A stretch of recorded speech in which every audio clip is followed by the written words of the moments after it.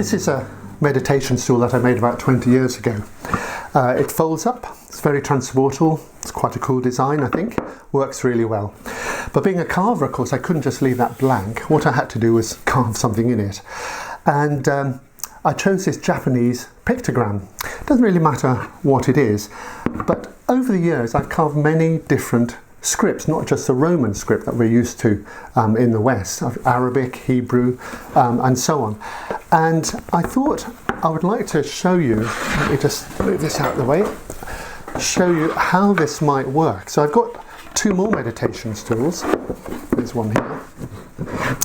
And this has a Tibetan character.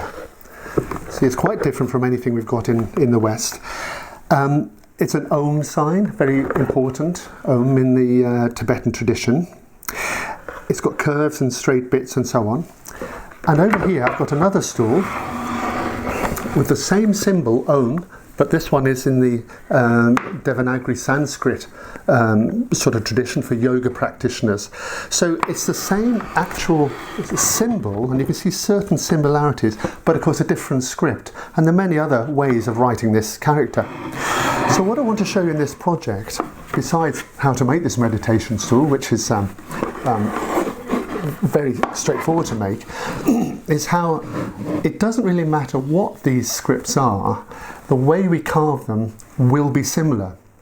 I don't have a special way of carving a Tibetan character, I just have ways of carving these incised shapes. Some shapes are better than others to carve. Ones that are done with brushes and pens, a little trickier, you tend to use more tools. But essentially these two, this way of working, once you've got an idea of how the process, you can really carve any script you like. Anyway, let's start at the beginning with the meditation stool. This is a basic stool.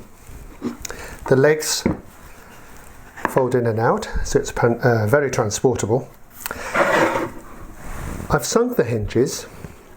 You needn't do that, but it actually is a much nicer sort of finish if you do that. I'm going to put full details in the download, so it does nicely fold up like that. If you didn't, if you had it solid, it would be just like that. What's important is you need to check this sort of distance here for your own particular legs. I'll give the details of these in my download, but the actual dimensions you might like to adjust. Now when the hinges are closed, like so, you'll need to have some sort of little rubber stop like that. You can buy these at DIY home stores, this sort of thing. And what that'll do is it'll just make that a little bit softer and keep that parallel if you've got a sunken hinge. So that's a good idea. Now in the basic layout like this, I've cut everything from the same width of plank. I think you can see that this is just the same width of plank, and I cut it into 3.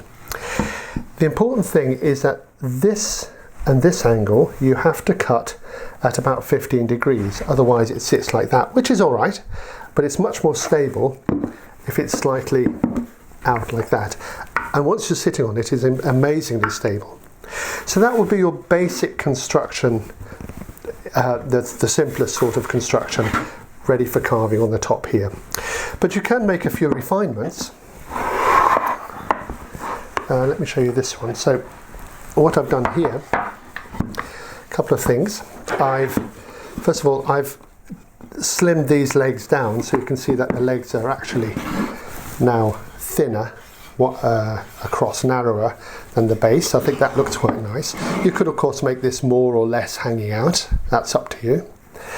The other thing I've done is I've rounded this edge here, which is the one that your thigh will go over, to make that much softer. So there is now a front and a back in this one. And the other thing I do, can you see that I've actually rounded over the ends like this, and it's tilted to the back so that the actual stool, when it's sitting there, is actually angled at the front. And this is how we naturally sit, with our knees coming down this way. So that's much more sympathetic to our sitting than if they're square like so. So narrowing that, rounding that over, giving that a bit of a a rock like that, that's a good thing. And again, I'll put notes in the download. And I'll just show you finally a stool I made a while ago. This is starting from the same basic stuff, but what I've done here is I've made the whole top this sort of lozenge shape. No good reason, I just fancy doing it. And I've also made these slightly tapered underneath, these legs. And you can see that in addition to the rocking, in the ends I've actually cut a hole that will make it a bit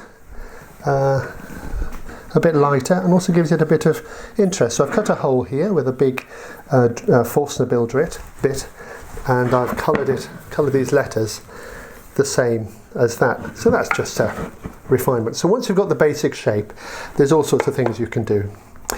So once you've got a basic shape, you need to take this top off, away from the legs, put it onto your bench so that we can actually start carving our letter or whatever into that surface.